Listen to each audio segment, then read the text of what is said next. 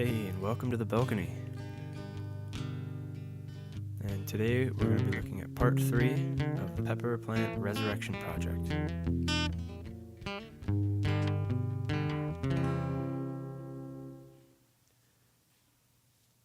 So I'm going to start off the episode by taking a look at the previously planted peppers and starting off with the chili peppers.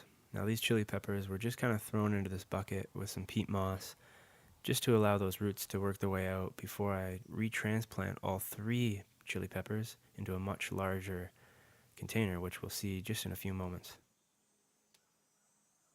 So we'll take a really close look in here, and as you can see, there are some flowers that are starting to blossom. And a few of these were here before I planted them, but you can tell that this plant is still doing quite well. So we're off to a good start. And then up next, we'll take a look at the cayenne pepper. And this pepper is also doing quite well. And this hot pepper is looking like it's starting to grow from the top even more.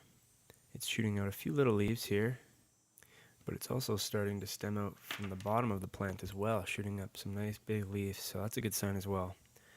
So up next, we'll take a look at the banana pepper.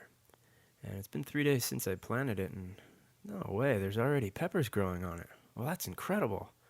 No, that can't be right. Peppers already? This has got to be something. Who could be up? Beans? Beans, are you responsible for this? Ah, Beans, you little prankster. No, all jokes aside, I didn't grow these peppers, but I do hope to grow some similar to these in hopefully 2 to 3 months. We'll see. And it is incredible, given the right environment, how things can grow pretty impressively in a very short period of time. So moving on, I wanted to take a look at these new planting bags that I picked up. And I picked them up really cheap.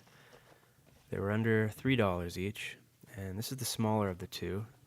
And as you can see, they fold down to a quite reasonable size, and at the end of the season they'd be great for packing away and stacking up. That was kind of the idea. And they also have a small little drainage hole in the bottom, but these bags are also sealed from the inside to prevent any water from escaping or any soil. And I also picked up this larger bag too. And I was mentioning earlier that the 3 chili peppers I was going to be taking out, and I'm going to be putting all 3 of them in here. And I knew that there'd be a lot of soil I needed, but I didn't anticipate that it would take almost 4 full buckets of soil to fill this guy up. And I guess with the depth of this planter and the extra weight compressing the soil down, it really added up. But I'm sure the plants will thank us later. So I'm going to continually spread out the soil as I add more and more soil to this planting bag, just to allow the shape of the planting bag to form as I add the soil. And so now I've got all 3 of these chili peppers in here. And once I've got about halfway up the bag, I've been slowly spreading it out and maintaining the shape of this planting bag the best I can. And then once I've spread out some of the soil, I'll add water in layers to ensure that there's a nice ratio of water to soil, and it's just not going to pool and kind of spread out throughout the bag. It'll be a nice even distribution of water. And I'll continue adding the soil, and hopefully we'll end up filling this bag up some point. Now these chili peppers are doing quite well, and I decided to do 3 because chili peppers are my favorite of the peppers here. So I'm looking forward to getting some nice big red chili peppers, and I'll continue to do updates throughout the rest of the growing year, and we'll see which plants are doing well. So I've decided to coin this bag the hay bale planter, and later on in the episode you'll see why. So we're going to end up filling up this smaller planting bag now as well. And this is a reasonable size here. This is a really great way to go. If I could pick up a few more of these bags, I think I'll definitely grab 2 or 3 more of these smaller ones. And I've decided to put both of the sweet peppers in here. I think there'll be adequate space for the roots to grow out. And with the amount of food that we'll be putting in here, some organic compost as well as some organic fertilizer, I think they'll have enough nutrients to both do well in this small space. Plus, as you can see, I've rolled down the bag from the top, and that way if I need to, I can also unroll the bag and continue to add more soil. So now that we've got both the planting bags filled up, we can work on the other hot pepper, which is the habanero plant. And as you can see, I am removing this eco-type planting pot, which they called it. And I believe that is just a coconut coir wrap. And what's great about it is it can easily tear off without removing any of the roots. If you do get to a certain area like I am here where the coconut coir is not removing, you can simply just use your fingers and kind of tweeze it away gently away from the roots. And that's why they use this material. It's great for removing if you choose to do so, and the roots can still continue to grow out while they're on the shelf. So I'm going to show you a quick video here, just a quick clip on how I planted this pepper differently than the rest.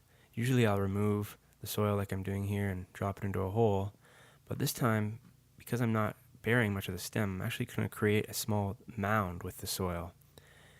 And what this will do is when I place that root ball of the pepper plant on top, and I will quickly just add a little bit of water, just to add some moisture to the soil.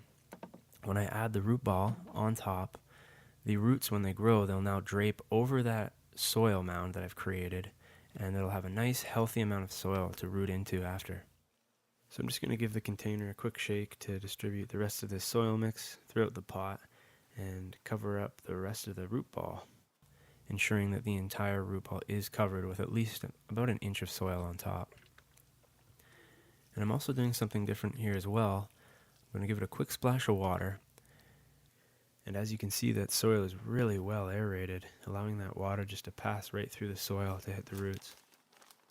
I'm going to add a little bit more peat moss on the top here because I did have the root ball quite high to the top. And as you can see, I gave it a few taps, and what that'll do is it'll help all the larger materials such as sticks and debris surface to the top through the peat moss a lot easier, because when the peat moss is dry, it's kind of like a dust, and it's a lot easier to work with when you're trying to remove that debris. And then I'm going to quickly top it off with another bit of that premixed soil. And so if you remember, I was mentioning the hay bale planter, and here's why. I have kept all of these eco planting pots with the coconut coir, and I realized if you tear it up good enough, it kind of comes in layers, and you can separate the layers and then tear it apart to thin it out. It makes for an excellent mulch. So I've decided to fill both of these planting bags up with as much of the coconut coir as I can. So as you can see, I'm working on the individual plants first, wrapping the base of the plant in the coconut coir, and then I'll go around and top dress the rest of the soil as well. So as you can see, this is quite a nice look, a nice natural look to the bag, but it also is very inexpensive. And this is also going to help retain some moisture in the soil, as well as prevent any splashing from the soil coming up on the leaves. And as you can see, as soon as you start to fill it out, it really does begin to look like a hay bale. So I'm going to work on the rest of this large hay bale planter, and I even had enough to do the small hay bale planter with the sweet peppers, as well as the habanero pepper plant. So I was able to do 3 of these planting containers. And so looking forward to seeing how well this works out. And I did do a quick prune. You could even just call it a quick cleanup of these plants, where I went around and tried to focus in on any foliage or leaves that looked like they might be dying off, or maybe an insect had gone to town on it, or it just didn't look like it was doing too well. And by doing this, sometimes what will happen is it'll allow for the plant to focus its energy on growing out from the top or creating new growth in certain areas.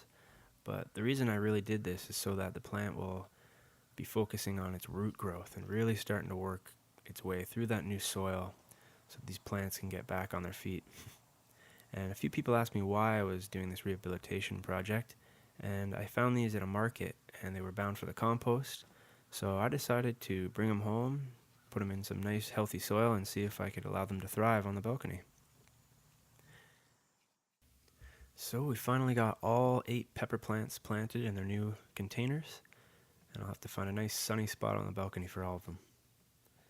And as you can see, there is some diversity in the types of planting containers we use, so it'll be interesting to see which pepper plants really stick out from the crowd and start thriving the best. And now that I've found a nice place on the balcony for them, I'm going to make sure to give them a little rainbow effect, some water, love, and attention. And this is really going to go a long way to helping these plants thrive and start producing for me. So that's it for Beans and I on the balcony today. I hope you guys enjoyed part 3 of this pepper project. I'm going to be continuing to do updates.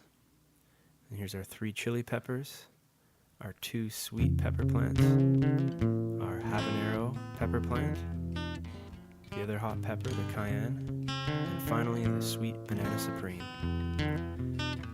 So I hope you guys enjoyed today's episode. Thanks for watching.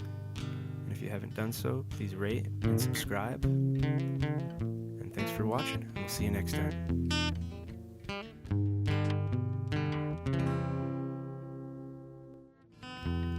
For more information on the Pepper Plant Resurrection Project, please click on the video links above to be instantly directed to parts 1 and 2 of the previous videos. Thanks again for watching. See you next time.